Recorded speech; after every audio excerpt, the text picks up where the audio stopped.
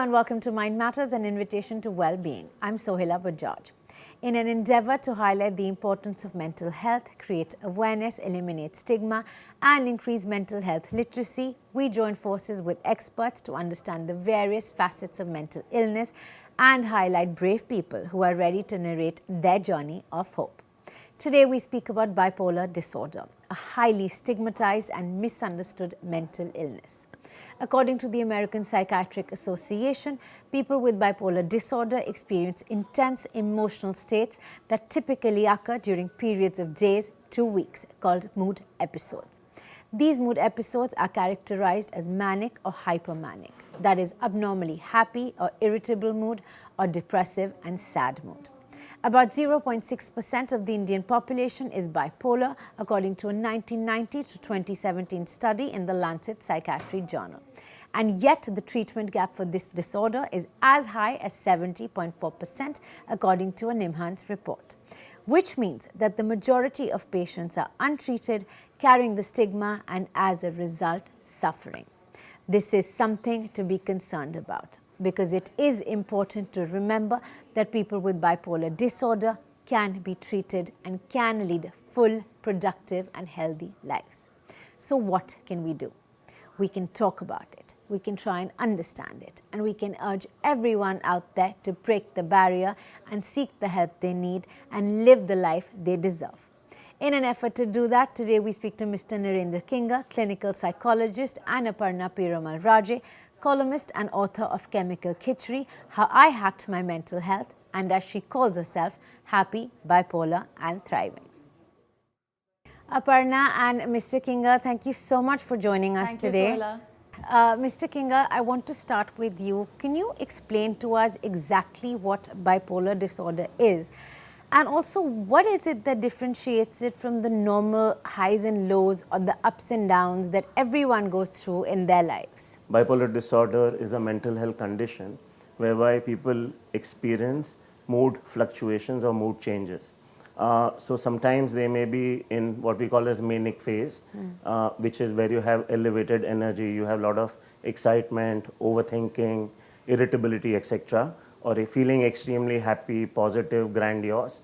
And the other part is the depressive state, where the person experiences low mood or feeling sad or kind of hopeless. These are the two facets of the bipolar disorder. How are these different from normal moods? Well, we all experience happiness, we all experience sadness, and every day is not a happy day. But at the same time, we kind of adapt to changes that are happening in our environment, whether it is death in a family, loss of a job, loss of a relationship and things like that. Or you may get a promotion, you may buy a new car, you may shift to a better job and things like that. So there are always certain triggers which bring on mood changes. Also, normal moods don't last for an extended period of time. They are situation specific and they last for the duration of the thing, and it could be a week or 2 weeks, or at the most a month. In case of bipolar disorder, the duration may vary. Sometimes the other differential is that in case of normal moods, the heightened intensity is much more. So whereas in bipolar disorder, sometimes these are not really as intense as experienced in normal mood. Aparna, I want to ask you now, you write in your book that from your first episode, so as to say, to getting your final diagnosis which of the bipolar disorder, it took 13 years.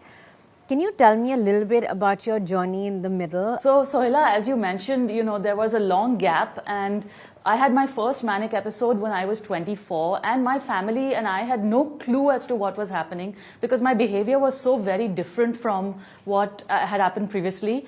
There were a number of things happening for me on the personal and on the professional front, and there were a lot of different emotions, from excitement to insecurity to anger, frustration, and a bunch of different things that triggered my episode. And we just didn't have any understanding of what was really going on. We did go and see some psychiatrists, and people said she's a borderline case, so there was no full clarity on the diagnosis. And I don't think we as a family were ready to accept the diagnosis at that point either. But we did go for a very long time to a psychotherapist, and get talk therapy. And I think that really helped us to understand some of the reasons as to why I was getting these, mood fluctuations and mood swings.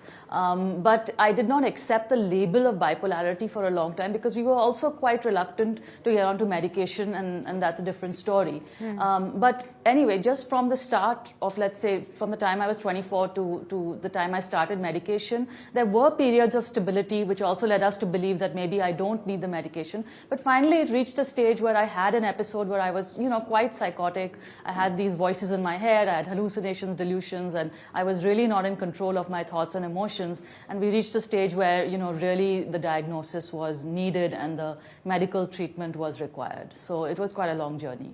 You did say in your book that accepting bipolarity as a diagnosis came as a huge relief. Tell me a little bit about that. Yes, it came as a relief because finally we realized that it's not merely my personality that actually has a problem, but that there's a condition, there's a medical illness, there's a mental health problem which needs to be addressed, and the two are quite distinct from each other. And that when you accept that you have a diagnosis, you have some sense of how you're going to manage it. And I think that applies to people with any kind of condition, whether it's a mental health condition or a physical health. When you have a diagnosis, you have a sense of how you're going to manage it and treat it and who the right practitioners are for you. So I think it came as a relief that this is not really a personality flaw, but that this is something that needs to be managed and looked at. Right. Mr. Kinger, like Aparna said, that talk therapy did help her initially, but eventually bipolarity is a psychiatric illness. It is a chemical disorder. So, when somebody with this disorder does come to a therapist, how easy or hard is it to recognize it? When a client comes to a therapist, one of the things that we do is take a detailed history where we go into the life events or triggers and specific situations or moods or emotion that a person is experiencing. And we also try to have a family interview. Typically, a lot of people who, in India, unfortunately or fortunately, sometimes the family members accept and come along with the client. At other times, the client doesn't want family members to know.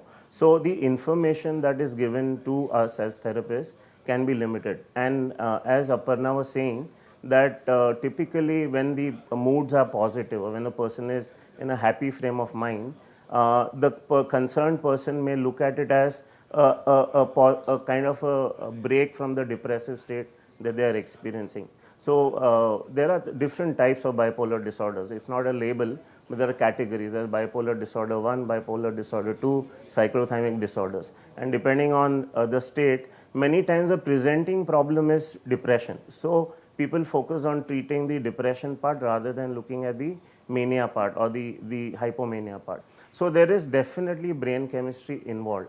But when we look at people who come to us, many of the people are kind of reluctant to get on medication. So when they come to therapy, unfortunately, they have the mindset that I only need to go through talk therapy, whereas actually medication in terms of antipsychotics, if you have hallucinations or medication in terms of mood stabilizer when your mood is going up and down, and also at times anti-anxiety, because as we find that a lot of bipolar patients who suffer from bipolar disorder may have heightened anxiety states. So medication and talk therapy together have a very, very concurrent role to play. Aparna, jumping back to something that you said a little bit earlier, how were your interpersonal relationships at that point?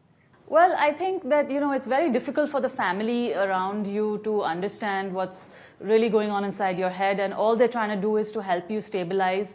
I think that I've been very lucky with my family and with my caregivers, that they have never judged me or they've never made me feel any sense of guilt or shame.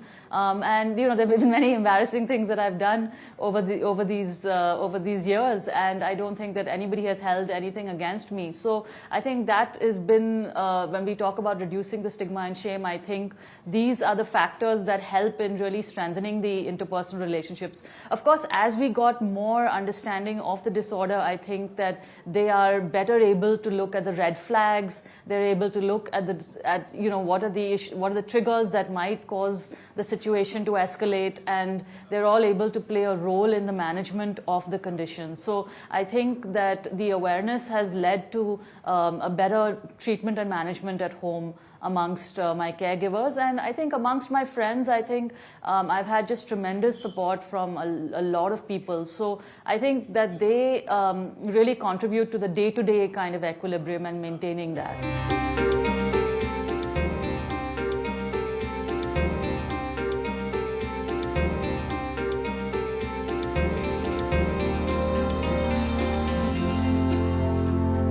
Mr. Kinger, Aparna does say in her book that, in bipolarity, the triggers are psychological, but the responses are chemical. You did earlier speak about the importance of talk therapy as well, as in conjunction with taking the right medication and getting the correct diagnosis from the psychiatrist. What are some of the useful things that people need to know about talk therapy in this process as well? Okay. So typically when we are indulging in psychotherapy or talk therapy, the common misconception is you are actually just talking and somebody sitting there and listening to you vent it out. So it's not really vent it out. So for example, in CBT, which is called cognitive behavior therapy, which is used extensively in bipolar disorder, the therapist works towards giving the client a better understanding of their mood, their triggers, how they could have handled situations better, how to pay attention to what really their behavior is all about. So primarily the focus is on making a client understand their own specific situation. In talk therapy also the focus is on getting the family involved. So I think in India it's a very great opportunity and most people are connected to their families, and as Aparna said, her family had a very important role to play. So we have family therapy sessions where the families come and talk about what their experiences have been. And this also gives the client a better understanding of how they kind of handle certain situations and being more aware of what could trigger them.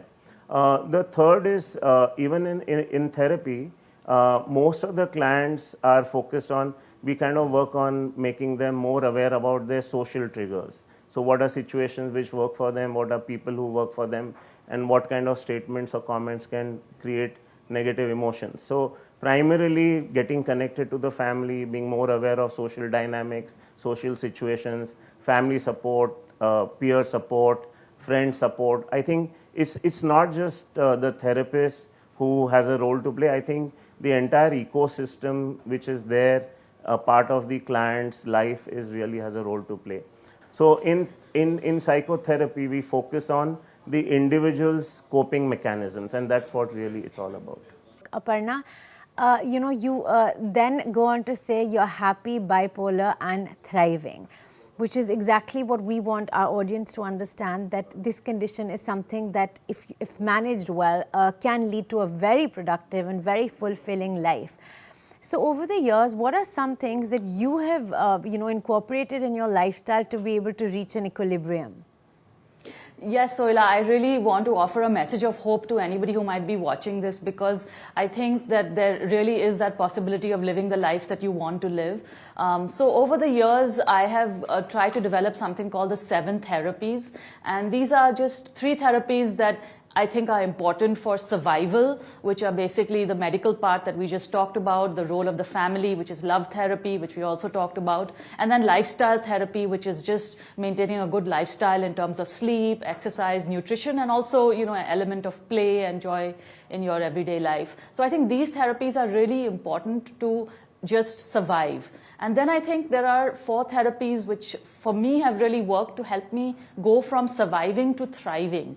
And that is the role of the allies in my life, the friends or the mentors who have really been there for me. The role of the workplace, which can actually always be therapeutic. It can also be very, very stressful, and it has been stressful for me too. But I think over the time it has become very therapeutic, and there are, particular aspects of that. And then the role of spirituality, which for me has been a really important way to understand myself. And then the conversations I've had with myself, which I call self-therapy, to really understand more about the triggers and what it was that leads to the mood swings in the first place. So I think these 7 therapies are a pathway to find that mental wellness and well-being that I think is important for all of us, whether or not we have a mental health condition, and whether or not, certainly it's not restricted for people who are bipolar.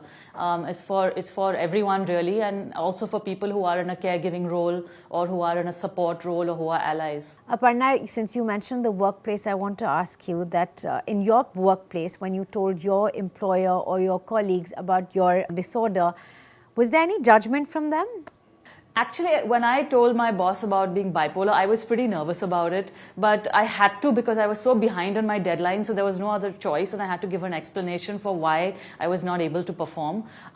She was actually very good about it, and in fact, our relationship has really improved since I shared that information. She went and looked it up. She said she didn't know what it was, and we were actually working remotely, so we didn't have a lot of day-to-day contact. But she herself had a sibling who had disabilities, and so she had some understanding and empathy for somebody who might be different, in this sense from the rest of us. And I think we just had a really good relationship after that. So it definitely helped, and I don't think there was any judgment. And there was no judgment when I spoke to the editor-in-chief also at the Mint when I discussed my needs. So I think I was very fortunate with both of them. I think the workplace is really the game-changer conversation, and the relationships that need to be looked at going forward.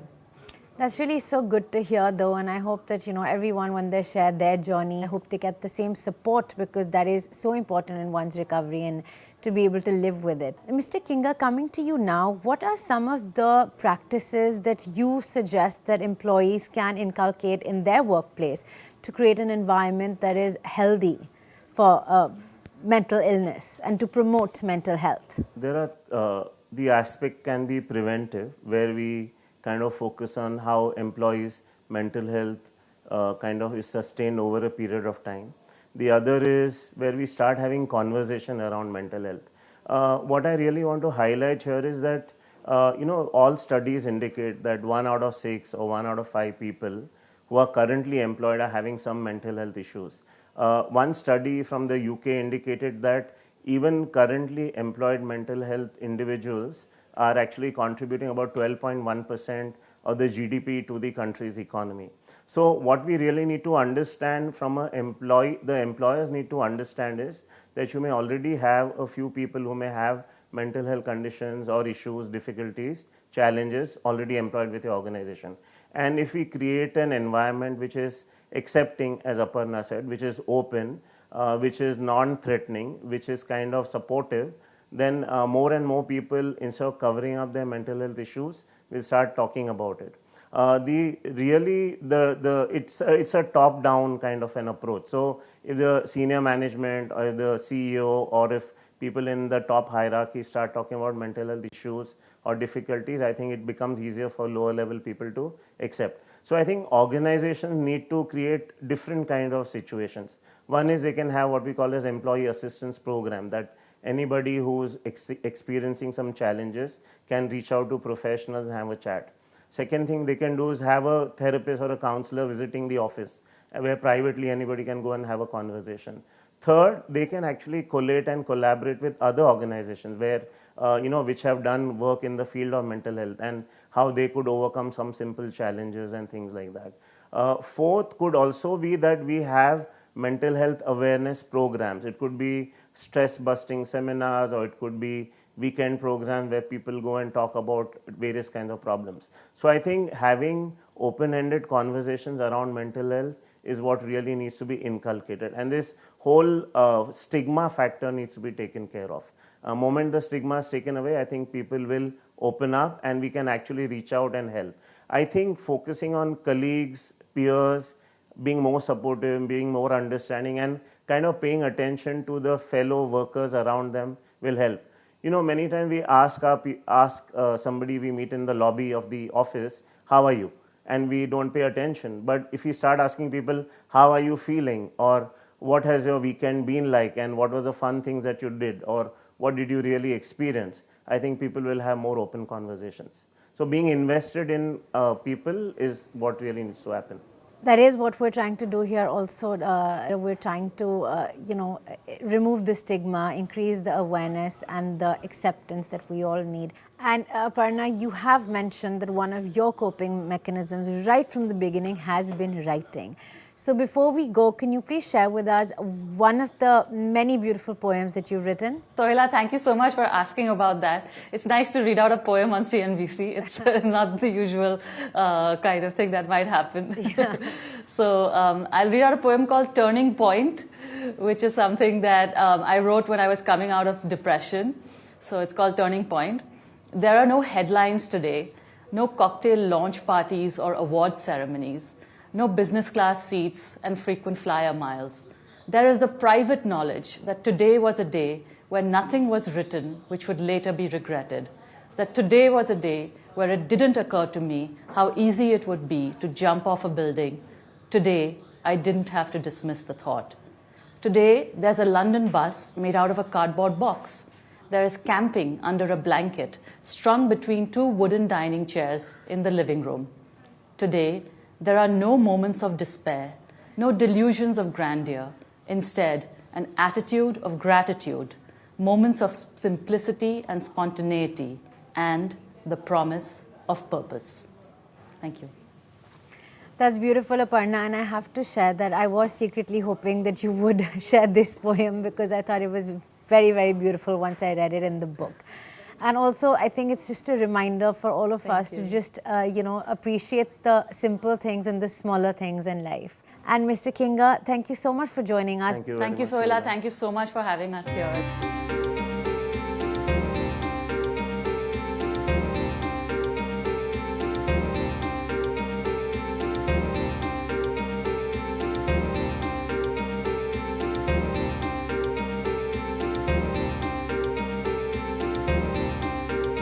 And on that positive note, it's a wrap on this edition of Mind Matters, an invitation to well-being. We do hope to see you next time. Until then, please do remember, the bravest form of strength is vulnerability. So it's okay to say you're not okay.